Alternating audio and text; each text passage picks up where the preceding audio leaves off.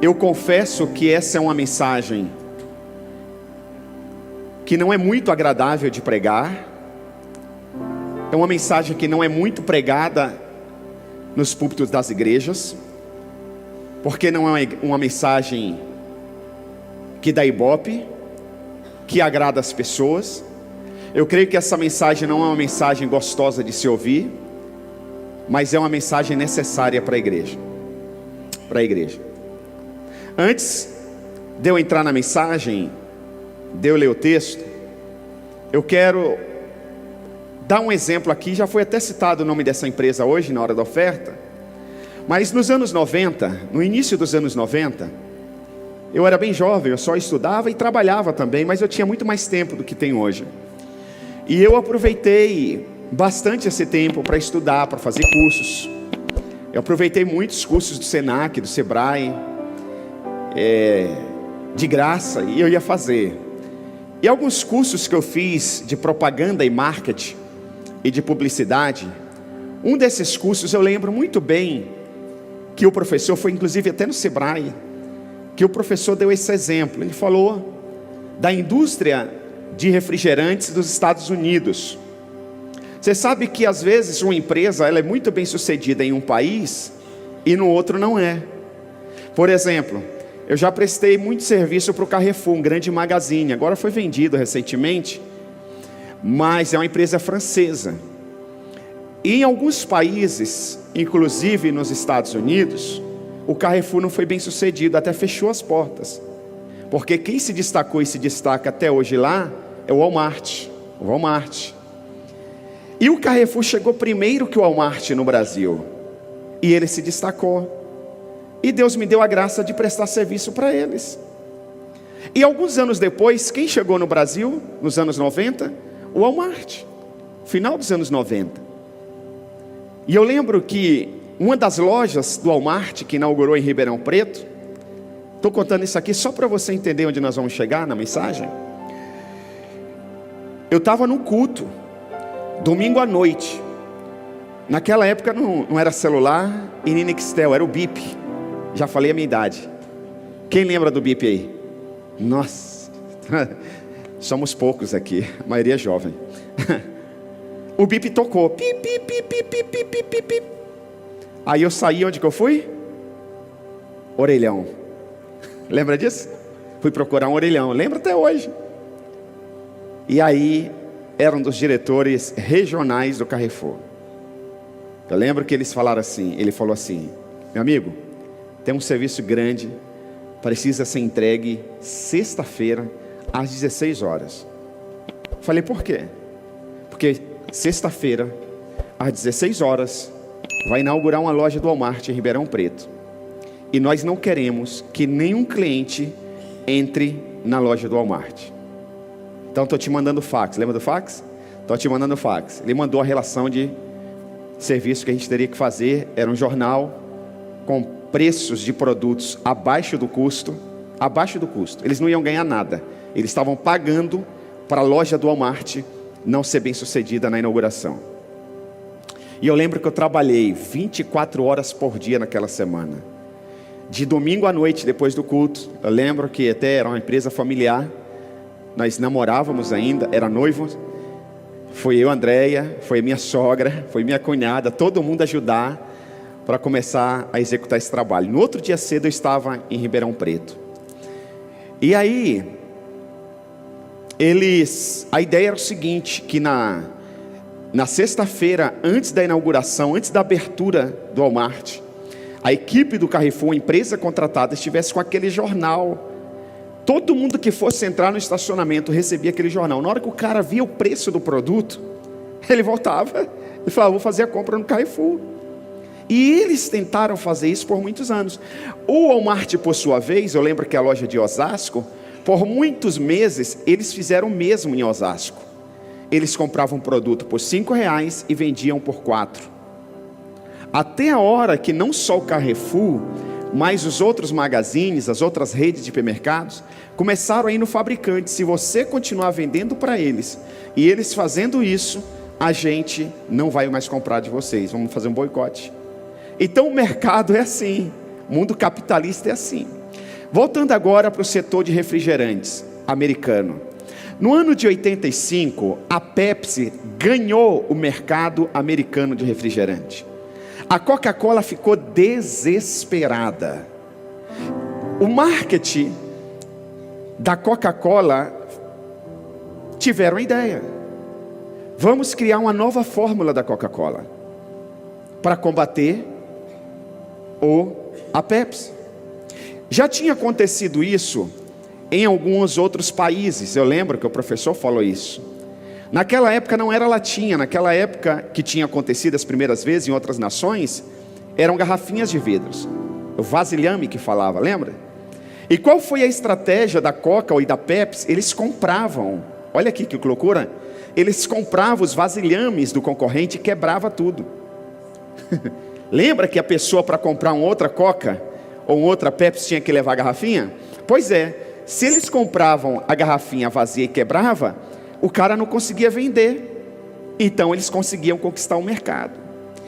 Em 85 já tinha latinha, não precisou comprar o vasilhame. O que a Coca fez? Mudou a fórmula da Coca-Cola para combater a Pepsi. E eles criaram essa embalagem, New Coke. Está aqui, essa embalagem. Tá aqui, ó. O que o maior fracasso da Coca em 1985 nos ensina. E aí o que acontece? A expectativa deles era combater a Pepsi. Só que eles foram pegos de surpresa. Os americanos não gostaram dessa nova forma.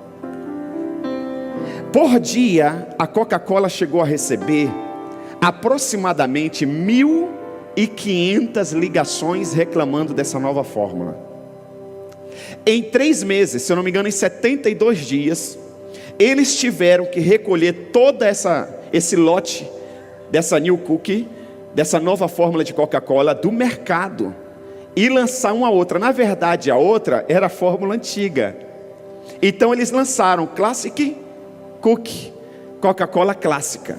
Na verdade, eles voltaram com a fórmula antiga e criaram uma nova embalagem. E a vida segue. Pastor, por que o senhor está contando isso? Porque na vida, nem sempre as nossas boas intenções dão certo. Agora tem um detalhe: quando se trata de um produto, é fácil tirar do mercado, é fácil fazer um recall. Vai perder dinheiro, mas a montadora do veículo anuncia, os donos de veículo vão lá e faz o recall. Passa-se um período, recupera aquele dinheiro perdido. Lembra quando a Fiat lançou o 147? Que prejuízo! Passaram alguns anos, a Fiat foi trabalhando, hoje ninguém lembra do 147. Hoje, lembra da marca CCE? Começou comprando errado. Eu creio que os donos da CCE lançaram a outra marca, continuam ganhando dinheiro. Mas na vida nem sempre dá tempo da gente reverter a situação. Às vezes a gente projeta algo, a gente cria uma expectativa, a gente cria um plano, a gente tem uma intenção, e de repente não acontece nada do que nós planejamos. Nós nos decepcionamos, e às vezes não dá para recuperar o prejuízo. Vocês estão conseguindo me entender? Por isso que eu estou dando o exemplo da Coca-Cola. A Coca conseguiu recuperar. Hoje eu não sei dizer quem lidera o mercado de refrigerante americano, mas você chega lá, aparentemente a coisa é equilibrada. Você encontra muita Pepsi, você encontra muita Coca, e por aí vai. Só que na vida às vezes não é assim. Eu já vi, por exemplo, muitos homens casados se envolverem em adultério. Lá na frente, ele reconhece o erro e quer recuperar. Alguns conseguem, mas nunca volta a mesma coisa. E outros nem conseguem voltar. Eu já vi muitas pessoas infiéis. A semana passada pregamos sobre lealdade e deslealdade. Eu já vi pessoas desleais se arrependerem e darem a volta por cima. Mas eu já vi pessoas que não conseguiram dar a volta por cima. Então, quando se trata da vida, principalmente da salvação, a gente tem que ter muito cuidado. A gente tem que ter cuidado com o que nós estamos fazendo com a nossa vida. A vida não é só o aqui e agora. Nós temos uma eternidade pela frente. Essa semana faleceu uma senhora muito querida da comunidade evangélica de Bragança Paulista e de outras cidades, talvez até da nação. Ela morava aqui em Bragança. Doutora Marlene, a professora Marlene Guerrato. Ela esteve aqui no mês de fevereiro na nossa igreja. Morreu aos 89 anos. Eu ouvi tanta coisa linda sobre essa mulher. Nós já fomos tão ministrados por ela na área de casamento. Eu fui ao velório. Eu vi pastores falando cada coisa fantástica daquela mulher. Muita gente, aos olhos humanos, importante no velório. Muitas homenagens nas redes sociais. Muitas coroas de diversas instituições. Ela já foi professora da universidade aqui da cidade. Bacana, legal, deixou um legado fenomenal. Mas o sepultamento foi às 16 horas. Depois do sepultamento, a família volta enlutada para casa.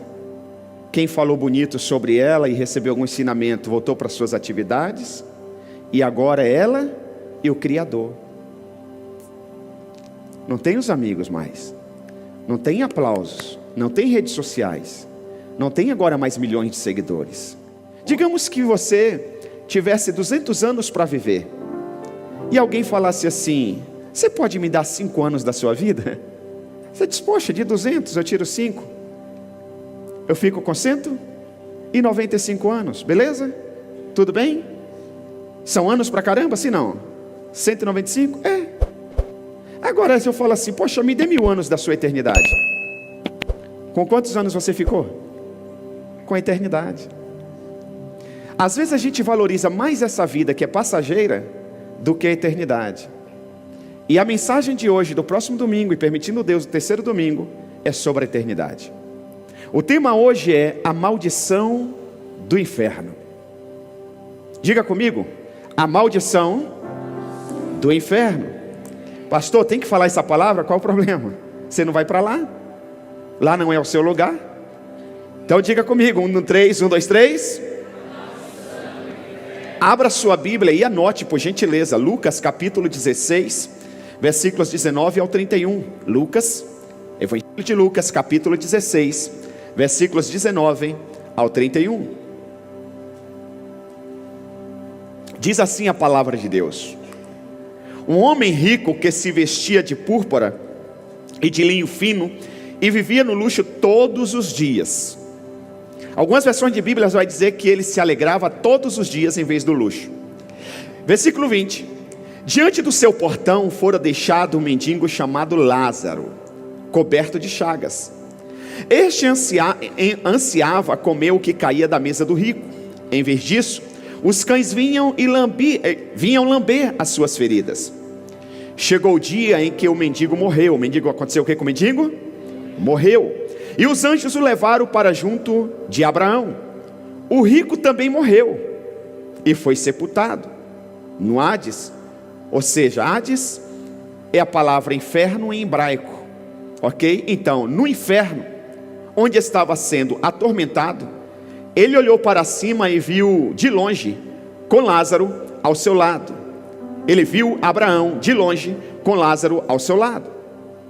Então chamou: pai Abraão, tem misericórdia de mim, e manda Lázaro que molhe a ponta do dedo na água e refresque a minha língua, porque estou sofrendo muito neste fogo. Mas Abraão respondeu: filho, lembre-se de que durante a sua vida você recebeu coisas boas, enquanto que Lázaro recebeu coisas más. Agora, porém, ele está sendo consolado aqui, e você está em... Meu Deus. Mas não é um sofrimento por 100 anos. Não é um sofrimento por 200 anos. Aqui agora é um sofrimento eterno. E além disso, entre você e nós há um grande abismo, de forma que os que desejam passar do nosso lado para o seu, ou do seu para o nosso, não conseguem. Quem esteve quinta-feira eu falei sobre esse abismo. Romanos 3:23. Porque todos pecaram e estávamos destituídos da glória de Deus, afastado. O homem queria chegar até Deus e não podia por causa do pecado que gerou esse abismo. Deus, que ama tanto o homem, queria chegar no homem, mas não conseguia por causa do pecado que gerou um abismo, um distanciamento entre homem e Deus. Esse Lázaro, esse homem rico, está agora entre esse abismo. De um lado está o pai Abraão, está Lázaro, o mendigo, o pobre, e do outro lado está o rico, no inferno. O homem rico não consegue chegar até o pai Abraão, nos céus. O pai Abraão, juntamente com o mendigo, não consegue chegar no inferno para ajudar e ter misericórdia do homem rico. Versículo 27. Ele respondeu: então eu lhe suplico, pai, manda Lázaro ir à casa de meu pai, pois tenho 5 irmãos. Quantos irmãos? Tenho 5 irmãos. Deixa que ele os avise, a fim de que eles não venham também para este lugar de tormento. Olha o desespero desse cara. Ele está no inferno, ele não consegue mais sair de lá, ele tem consciência, a Bíblia está dizendo, foi Jesus que contou essa história, ele tem consciência que ainda tem mais 5 irmãos, e ele não quer que os 5 irmãos dele também passem por esse tormento eterno. 29. Abraão respondeu: eles têm Moisés e os... Mas se alguém dentre os mortos fosse até eles, eles se arrependeriam. Pai Abraão disse o quê? Eles têm quem? Moisés e os profetas. Moisés estava vivo? Não. Mas Moisés já tinha escrevido o Antigo Testamento. Sabe o que o pai Abraão disse? Eles já têm hoje pastores, eles têm líderes de célula, eles têm igreja. Não precisa ninguém ressuscitar, não precisa Jesus voltar outra vez para que eles creiam na igreja. Por isso que Satanás tem tentado tirar muita credibilidade dos pastores, dos líderes eclesiásticos. O que mais a gente vê hoje é ovelhas querendo ensinar pastor. O que mais a gente vê hoje é ovelha querendo questionar a autoridade sacerdotal. Satanás, ele sabe onde ele quer levar as pessoas. Então o cara agora está desesperado. E Abraão diz: não, eles têm Moisés e os profetas. Vamos continuar lendo? Ele diz, Abraão respondeu: se não ouvem a Moisés e aos profetas, tampouco se deixarão convencer, ainda que ressuscite alguém dentre os mortos. E olha que isso é verdade. Quem ressuscitou dentre os mortos? Quem ressuscitou dentre os mortos? Quem ressuscitou dentre os mortos? Eles aceitaram? Jesus veio para os seus, e os seus não o receberam. Mas todos os que o receberam, Deus deu-lhes o poder de se tornarem filhos de Deus. Tem gente que diz: mas se eu for para tal igreja, se tal fulano for meu pastor, eu mudo. Não muda. Não muda. Porque você já tem a palavra de Deus.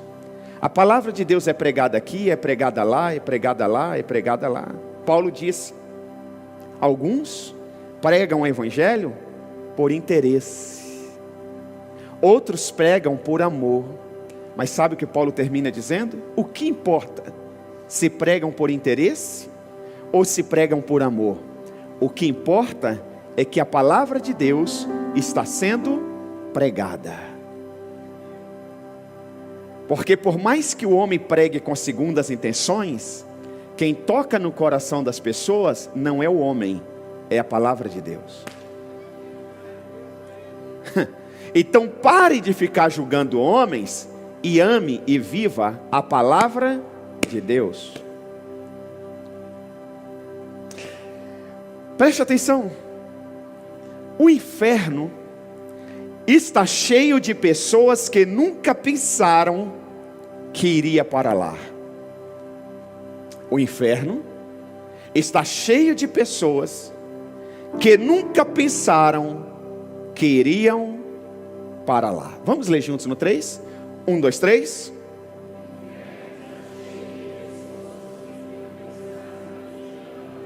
Pessoas que tiveram boas intenções na igreja, pessoas que serviram no altar, pessoas que foram líderes, pessoas que ajudaram muita gente, pessoas que fizeram como a Coca-Cola, tiveram boas intenções, deixa eu ajudar, deixa eu fazer, deixa eu dar o meu melhor, mas só a intenção não resolve, porque não é a nossa intenção que vai fazer a diferença no grande dia, é como nós encaramos a palavra de Deus.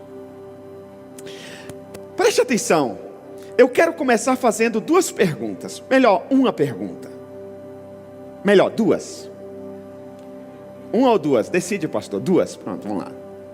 Se alguém perguntar para você, você vai para o céu?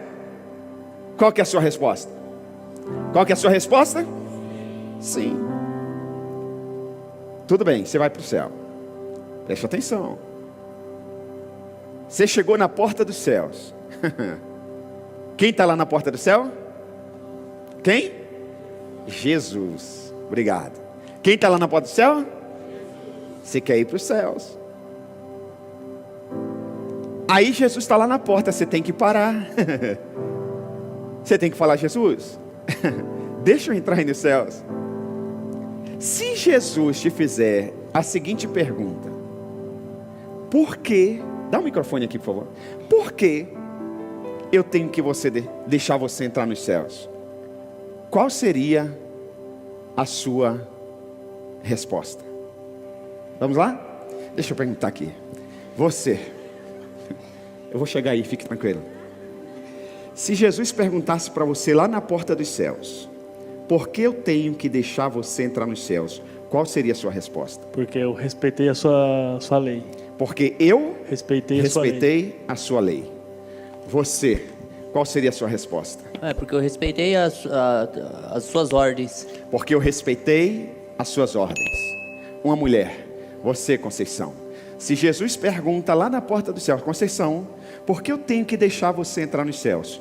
Qual seria a sua resposta para Jesus? Porque eu te aceitei como meu Salvador. Uau. Porque eu te aceitei como meu Salvador. Como meu Salvador. Vou pegar aqui do outro lado, a Bruna aqui. Bruna, se você vai chegar nos céus. Amém. Amém? Jesus pergunta para você, Bruna, por que eu tenho que deixar você entrar nos meus céus? Qual seria a sua resposta? Calma aí. Porque eu segui seus mandamentos. Porque eu segui Seus mandamentos. os seus mandamentos. Obrigado. Quem mais aqui? Pegar um adolescente. Você, qual a sua idade? 18 anos. Qual o seu nome? Gabriel. Muito bonito você. Você é um grande homem de Deus, cheio do Espírito Santo. Você vai ganhar muitas vidas para Jesus. Amém? Através da sua vida, toda a sua família vai ser completamente transformada. Sua família não tem noção do garoto que eles têm na família. Mas Gabriel, você chegou na porta dos céus. Jesus perguntou para você, Gabriel, por que eu tenho que deixar você entrar nos céus se já tem um Gabriel aqui? Qual seria a sua resposta? Porque eu aceitei, Senhor. Porque eu aceitei, Senhor. Percebe a resposta?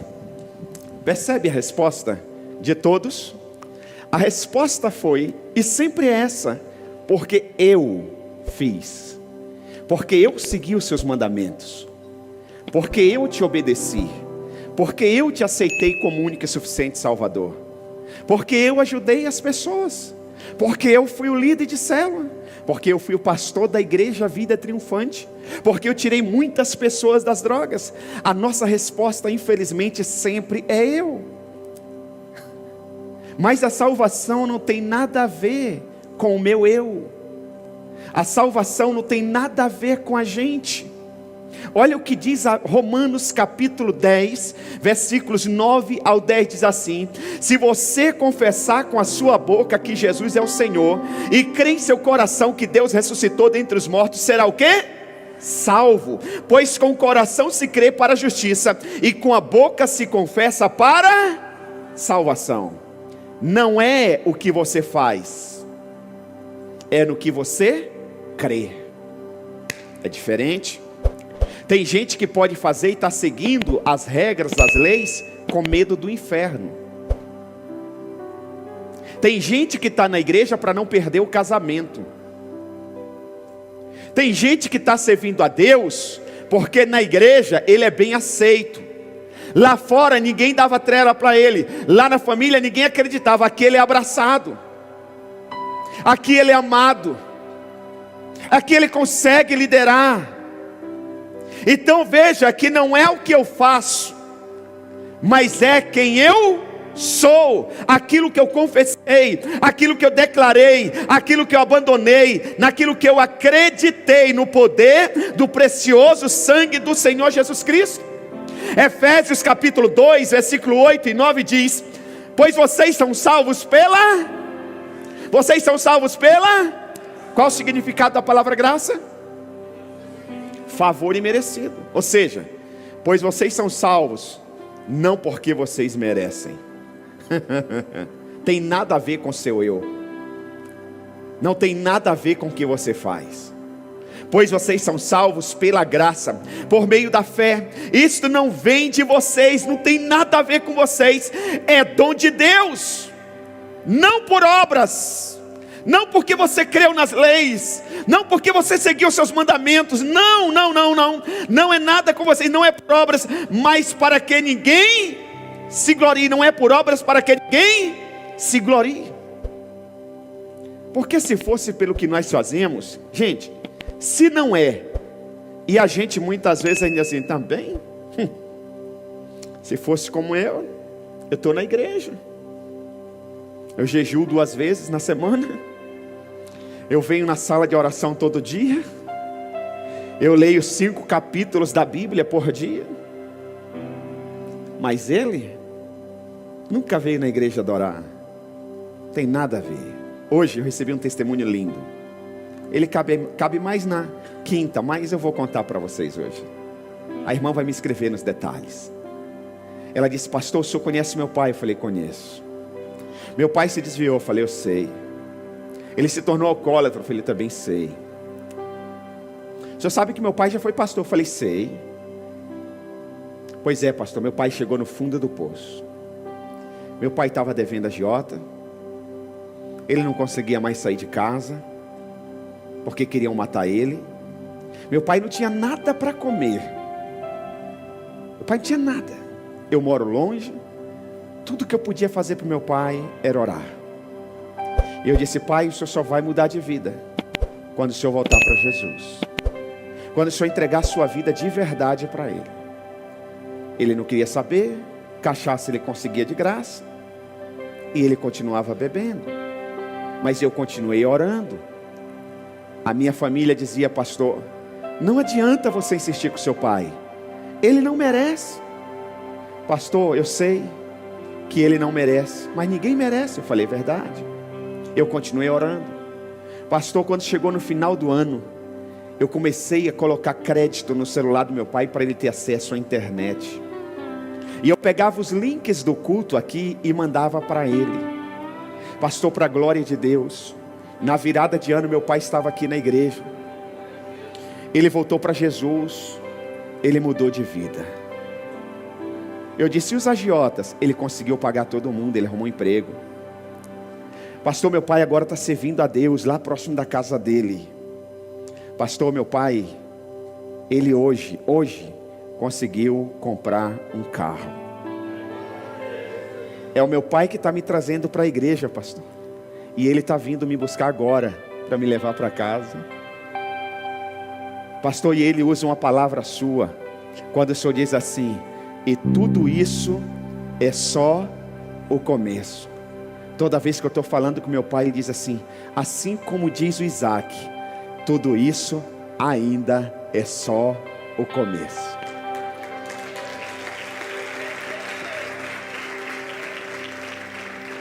Porque a salvação é pela graça, não é favor, não é por merecimento, não é por obras. Então nós precisamos entender. Hebreus capítulo 7, versículo 25 diz assim: portanto, Ele é capaz de salvar definitivamente aqueles que por meio dele aproximam-se de Deus, pois vive sempre para interceder por eles. Ei, deixa eu te falar, nós temos um intercessor, Jesus Cristo. A Bíblia diz que Ele intercede por nós 24 horas por dia. Sabe, um dia Jesus disse para Pedro assim: Pedro, Satanás me pediu a alma de vocês. Ele queria, peneirá-lo, como peneira o trigo. Aí Jesus disse: mas eu não entreguei a alma de vocês, eu intercedi por vocês. Irmão, Satanás quer pegar você, querido. Satanás não está de brincadeira, não. Satanás quer me pegar, irmãos. Satanás quer triturar a gente, ele quer peneirar a gente. Sabe por que nós estamos aqui de pé? O poder do sangue. Nós temos um intercessor ao nosso favor. Então preste atenção. O ponto central desse texto de Lucas 16 que nós lemos não é o mendigo, é o homem rico. Não é Lázaro, é o homem rico. E é Jesus aqui que está contando essa história para um grupo de religiosos, os fariseus, os caras que frequentavam a sinagoga, todo sábado estavam lá, cumpriu a lei. Eles cumpriam a lei. Está aí, alguns irmãos que não, todos falam isso, porque eu fiz, eu cumpri, eu fui e tal. Eles cumpriam a lei. Até hoje, quando você for a Israel, e você vai em breve comigo, em nome de Jesus, você vai ver um grupo de religiosos nas praças. Eles são pagos pelo governo, como se fosse o Bolsa Família aqui, para as pessoas comprarem comida. Lá tem uma espécie de Bolsa Família, para eles estudarem a lei de Moisés. A direita lá fica revoltada com essa gente. Eles ficam vestidos de preto, com um chapéu, reunidos nas praças, estudando. Eles têm um monte de filhos, e ficam lá até hoje estudando. Jesus está com um grupo de homens assim. E Jesus está dizendo o seguinte para eles, e Jesus está falando com o coração cheio de amor, que Jesus não quer que eles tenham a mesma experiência desse homem rico. Então Jesus quer livrar eles da condenação eterna. Olha que coração lindo de Jesus. E Jesus conta a história, diz assim: olha, tinha um homem rico, que ele se vestia de púrpura, de linhos finos. Ou seja, o cara era extravagante. Nessa versão NVI, ele vivia no luxo. Em outras versões, ele vivia se alegrando todos os dias. Ou seja, era um cara que ficava em festa o tempo todo. O dinheiro dele era para se alegrar, era para satisfazer o seu eu, o seu ego. Esse cara que é o ponto central dessa história, que Jesus está compartilhando com os fariseus. Só que a intenção de Jesus não é condenar, não é deixar esses caras com medo, mas é gerar salvação, transformação na vida desse homem. Então essa é uma história cheia de contrastes. Preste atenção nos contrastes dessa história. Não sei se você observou na hora que nós lemos. Primeiro, nessa história tem um homem rico e um homem pobre, um mendigo. Um homem muito rico, ele vivia em mansão. Quando a Bíblia diz que pegaram esse homem e colocaram no portal, é o portão da casa dele, era uma mansão. Nessa história tem um homem dentro de uma mansão e o outro que nem casa tem, está na sarjeta. Um homem que está sempre em banquetes maravilhosos e outro homem que tem fome e não tem nada para comer. Um homem rico, famoso e conhecido por todos, e um homem totalmente desconhecido por todos. Quem se aproximava dele eram os cachorros para lamberem a sua ferida. Um homem que sempre estava alegre, em luxo. E um homem que sempre estava implorando pela atenção de alguém. Nessa passagem, a gente vê o único testemunho em toda a Bíblia Sagrada a respeito do inferno. Você pode ler a Bíblia de capa a capa. A única passagem que vai dar um testemunho do inferno é essa passagem de Lucas 16, do 19 ao 31. Que o homem que está no inferno fala como que é o inferno. E não dá para a gente duvidar, porque quem conta a história é Jesus. Jesus disse que o cara estava lá, estava sendo atormentado.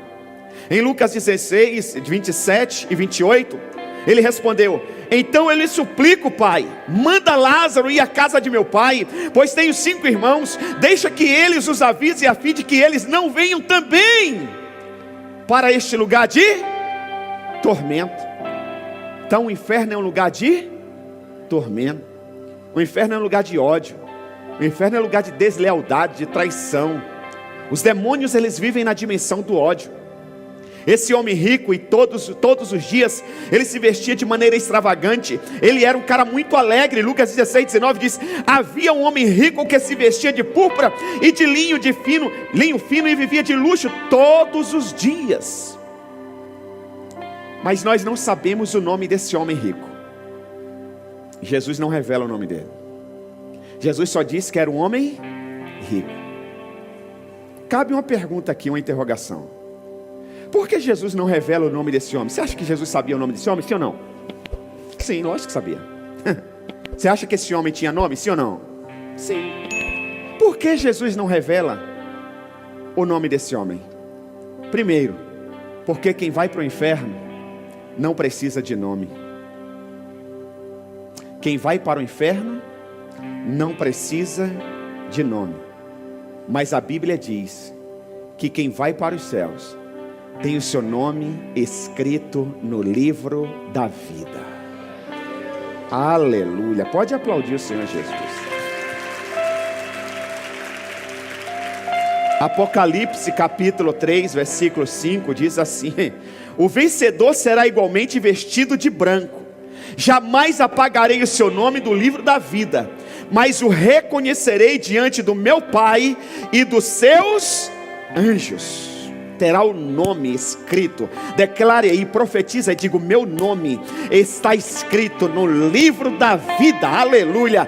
Lá no livro da vida está escrito: Isaac Batista Gomes, Andréia Maria Cassiano Gomes, Gabriela Cassiano Gomes, Isaac Cassiano Gomes, Wagner Soares, Adriana Gomes Soares, aleluia. Jean Gilberto Bueno, aleluia. Fala o seu nome, lá no livro da vida estará o seu nome escrito em nome de Jesus. Agora preste atenção, deixa aqui eu abrir um parênteses antes que eu esqueça, porque uma religião que já predominou na nossa nação, que faz apologia à pobreza para os seus seguidores, porque a sua liderança é riquíssima. E muitas vezes a gente vem para o cristianismo, para a igreja evangélica, e muitas vezes a gente ainda vem com essa mentalidade de pobreza. Então quero abrir aqui um parênteses para não deixar você entender errado. Esse homem rico, ele não foi para o inferno por causa da sua riqueza. E o pobre não foi para os céus por causa da sua pobreza. Tudo bem até aqui? E eu te provo isso. A prova é que o homem pobre, quando chega nos céus, a Bíblia diz que os anjos colocam ele ao lado de Abraão. E se você já leu a história de Abraão, a Bíblia diz que Abraão, ele era riquíssimo. Esse homem que está no inferno, a Bíblia diz que ele era rico. A Bíblia diz que Abraão era riquíssimo. E Abraão está nos céus. Então o problema aqui não é o dinheiro. O problema aqui é o amor ao dinheiro. A Bíblia diz que o amor ao dinheiro é a raiz de todos os males. Ok? Então eu preciso ser pobre para ir para os céus? Tem nada a ver. E se eu for rico eu vou para o inferno? Também não tem nada a ver. É importante nós deixarmos isso muito bem claro. Tudo bem até aqui? Vamos dar continuidade, só um parênteses, para você não entender errado. Então preste atenção. O homem rico, ele tinha tudo, e o mendigo não tinha nada. Mas chegou um momento que a situação se inverte. O homem rico morre e vai para a pobreza maldita do inferno. O homem mendigo pobre morre e vai para a riqueza dos céus. Lucas capítulo 16, 22 ao 23 diz: chegou o dia em que o mendigo morreu, e os anjos os levaram para junto de Abraão. Presta atenção no texto. O homem pobre, o mendigo morreu, e os anjos, quem? Os anjos os levaram junto para Abraão. O homem rico também morreu, e foi só isso. Por isso que a gente não pode colocar o nosso coração nas coisas deste mundo. Nós somos seres eternos. O nosso foco tem que ser a eternidade. A gente vive aqui, ganha dinheiro aqui, para se manter aqui por um tempo. Mas a nossa morada, ela é eterna. Então a gente tem que trabalhar aqui, viver aqui, com foco na eternidade. É mais ou menos um brasileiro que vai morar no Japão. Ele diz: eu vou morar no Japão por 4 anos. Vou levantar uma grana e eu vou voltar aqui para montar um negócio, mudar a história da minha família. O cara está no Japão, ele tem que estar focado. Ele está lá para ganhar dinheiro e voltar para a sua pátria. No Japão ele disse: eu vou viver por 4 anos. No Brasil, até que a morte chegue. Nós, quando entregamos a vida para Jesus, nós temos que ter essa consciência. Eu vivo aqui por um tempo, até Jesus voltar para me buscar. Então o meu foco tem que estar lá e não aqui. O brasileiro que vai para o Japão, ele não vive como japonês. Ele não vive todo final de semana em um parque de diversão. Ele não vive todo final de semana, todo dia comendo em um restaurante. Ele vai lá focado. Ele trabalha 18, 20 horas por dia. Até 20 horas, já vi cara que trabalha 20 horas por dia. Porque em 4 anos ele quer fazer o pé de meia dele, ó, perna para quem te tem. Aí quando ele chega aqui, ele diz: não, vou trabalhar 8 horas. De segunda a sexta. Porque aqui não são só 4 anos. Aqui é até eu morrer. A gente aqui tem que estar focado. A gente não pode fazer o que as pessoas que não têm visão da eternidade fazem. Nós não podemos viver o que as pessoas que ainda não nasceram de novo, não entregaram a vida para Jesus, não têm a revelação da palavra, fazem. Por isso que nós não podemos ir a qualquer lugar, não podemos falar qualquer coisa, não podemos assistir qualquer coisa, e não podemos deixar Satanás colocar qualquer coisa na nossa mente. Nós precisamos ter isso em mente. Você sabe que Satanás pode vencer a gente de algumas maneiras. E eu vejo muitas pessoas sendo vencidas na igreja pelo cansaço. Satanás muitas vezes vence a gente pelo cansaço. Observe quando algumas pessoas desistem do casamento, desistem da fé, desistem da igreja, desistem de alguém. Ela disse: eu cansei, não aguento mais. Cansaço. Satanás venceu pelo cansaço. Uma outra estratégia de Satanás também é vencer a gente muitas vezes pelo entretenimento. Que você não vê pecado nenhum, você diz: eu mereço, pastor. Eu trabalho demais. Eu vou demais à igreja, pastor. Eu mereço o cinema. Merece sim. Eu mereço, pastor, um dia de descanso. Merece sim. O problema é você amar demais o descanso. O problema é qual tipo de entretenimento você vai fazer. Onde que você vai escolher esse descanso? Eu lembro uma vez que nós estávamos de férias, no mês de janeiro. O Isaquinho era bem pequenininho, a Gabi eu acho que tinha uns 7, 8 anos. Estávamos na piscina de um hotel e daqui a pouco começou a chegar gente. Chegou o pessoal do hotel, ligou um som e começou a tocar um axé e umas músicas muito pejorativas, com a letra muito pejorativa. Eu olhei para minha esposa, ela olhou para mim e disse assim: não dá para a gente ficar aqui. Vamos perder a piscina. Pagamos, mas não vamos usar a piscina.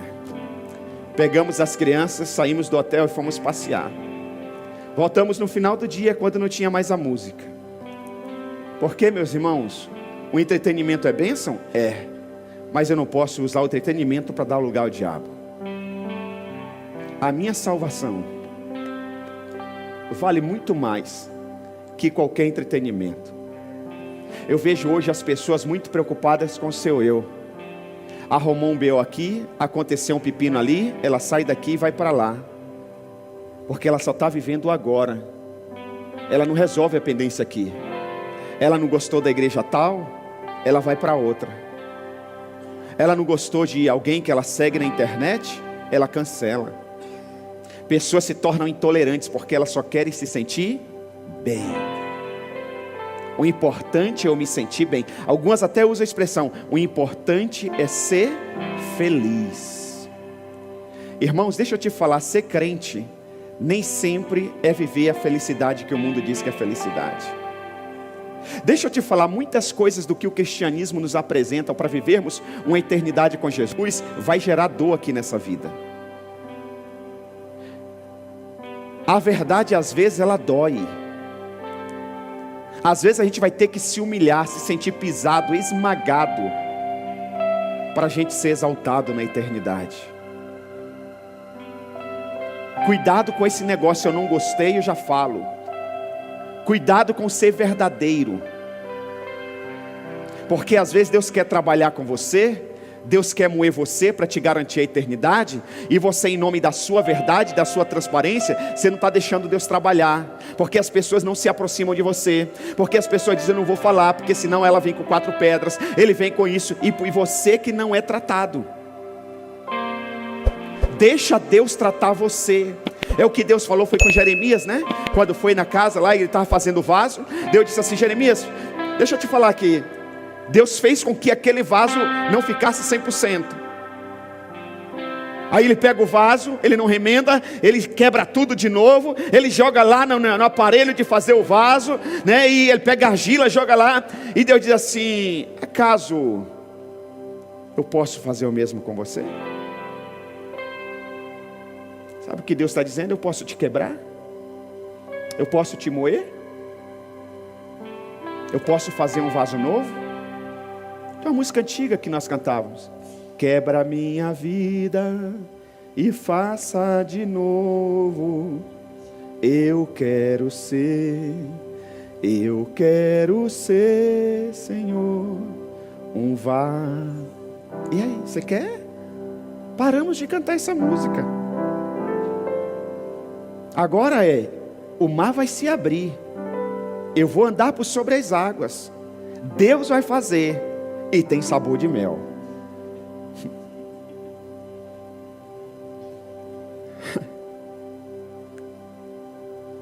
Você tem que aprender, nós temos que aprender a levar pedradas.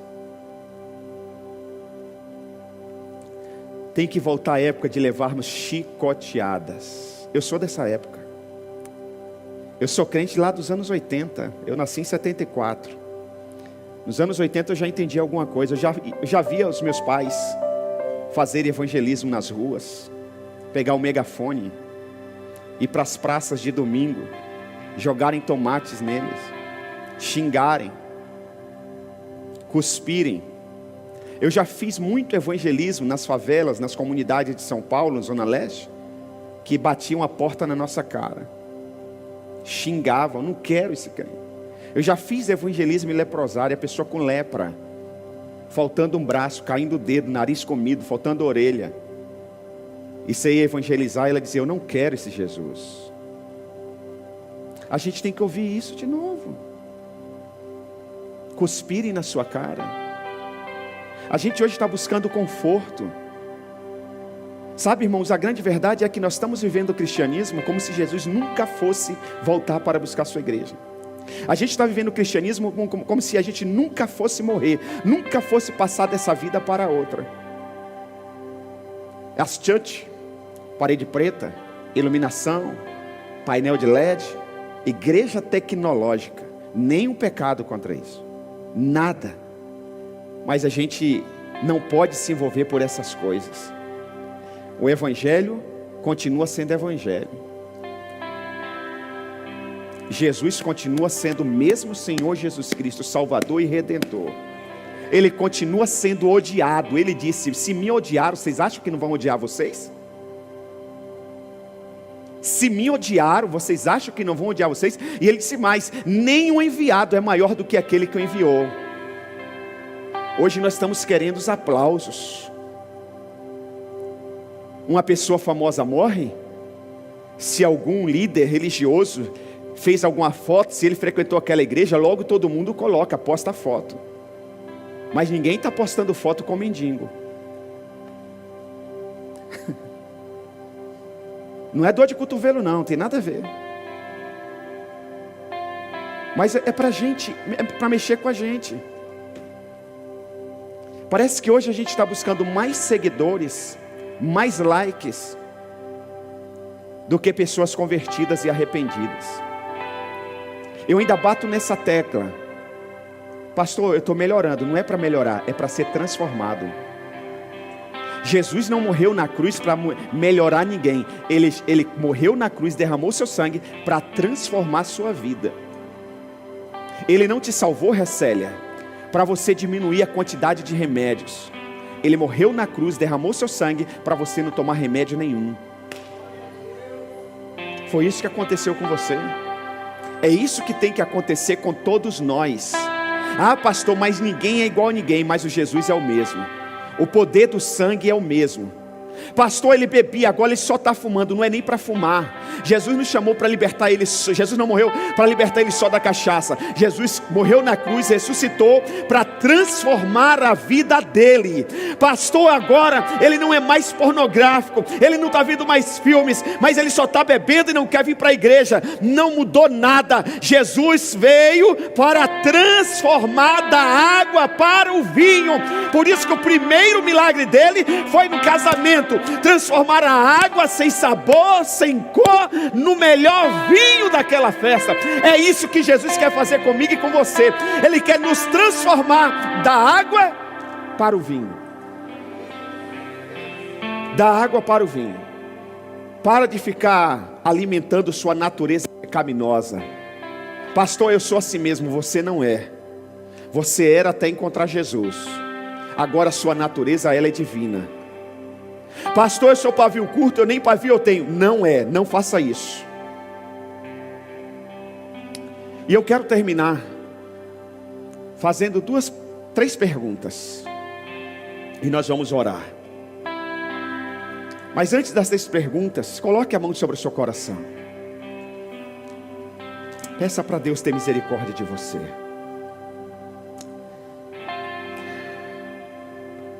Se você entende que precisa fazer essa oração que eu fiz durante a semana, diga a Deus: não deixe eu perder a salvação. A minha vida eterna tem que ser com o Senhor. Diga a Deus: tem misericórdia de mim. Nós precisamos de uma intervenção divina. Nós precisamos de um toque à terra.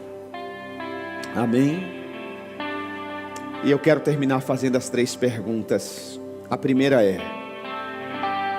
é possível alguém aparentemente estar super bem aqui nessa terra e viver a eternidade no inferno? É possível? Segunda, uma pessoa religiosa que acha que por cumprir regras iria para o céu, no entanto, pode terminar no inferno? Terceira, alguém muito bem de vida aqui na terra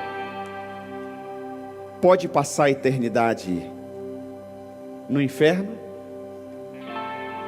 E eu vou lançar a quarta e última. Como foi que esse homem rico foi parar no inferno? Como foi que esse homem rico foi parar no inferno?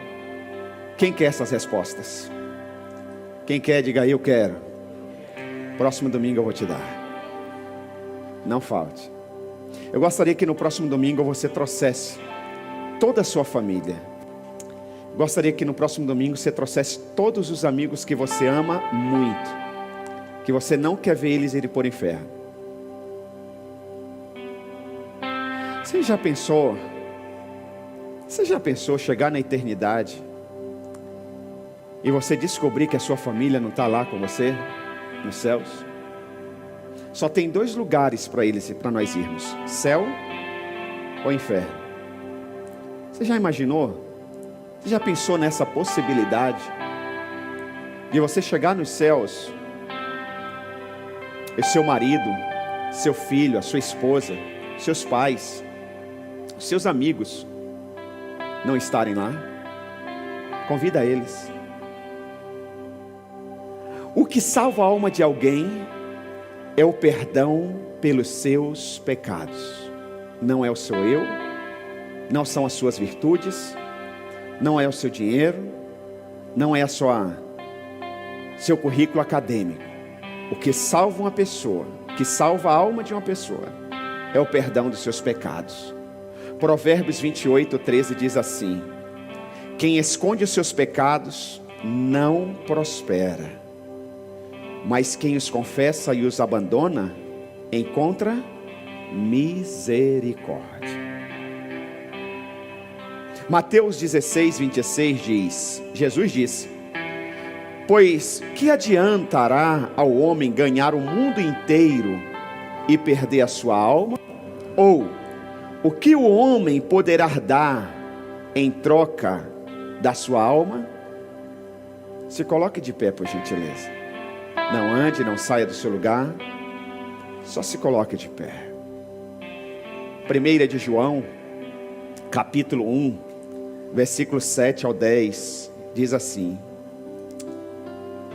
se porém andarmos na luz, como Ele está na luz, temos comunhão uns com os outros, e o sangue de Jesus, seu Filho, nos purifica de todo o pecado. Preste atenção que o purificar do pecado vem depois de andar na luz como Ele está na luz e de ter comunhão uns com os outros. Percebe que ter comunhão uns com os outros vem depois de estar na luz com Ele. Porque se nós estamos na luz, como na luz Ele está, não tem problema de nós andarmos juntos. Se estamos na luz como na luz Ele está, não tem por que eu não caminhar com o Jean, com o Renan, com a Maria. Não tem por que eu ter que trocar de célula, de igreja, de amizade. Jesus disse assim: poderão 2 andarem juntos se não estiverem em acordo? Sim ou não? Pode? Sim ou não? Não. Mas qual que é o final desse versículo? O que a gente tem que fazer? É romper? Não, é se acertar. Muita gente usa esse versículo para se separar. Esse versículo é para alinhar. Jesus está dizendo: não dá para 2 andarem juntos se não estiver de acordo. Então alinha, então conversa. Jesus está dizendo: se vocês estiverem na luz como na luz eu estou, tranquilo, vocês vão caminhar juntos, tranquilo, tranquilo, porque eu estou na luz, não tem nada o que esconder. Porque se eu estou na luz, gente, eu vou vendo coisas erradas na minha vida, o Senhor vai mostrando sujeiras na minha vida, se eu estou na luz, e eu vou limpando. Se você falar: pastor, tem uma mancha na sua calça, automaticamente eu vou fazer isso, correto? Se eu falar: sua camiseta está manchada, você vai falar o quê? Se eu estou na luz e a minha alma está suja, eu faço o quê? O sangue de Jesus me purifica de todo pecado. Se eu percebo que tem algo interferindo no nosso relacionamento, para interferir no nosso relacionamento, não vem de Deus, tem que ser do diabo. Então eu tenho que aplicar o sangue de Jesus. Eu apliquei o sangue de Jesus, a gente caminha junto. Só que hoje com o advento de eu preciso ser feliz e esquecer da eternidade, então vai para lá ou fica aí que eu vou para cá. Está errado. Não é isso o evangelho. Por isso que eu amo célula, porque a célula é comunhão, a célula é estar junto, a célula é crescimento, a célula é intercessão, a célula é comunhão uns com os outros.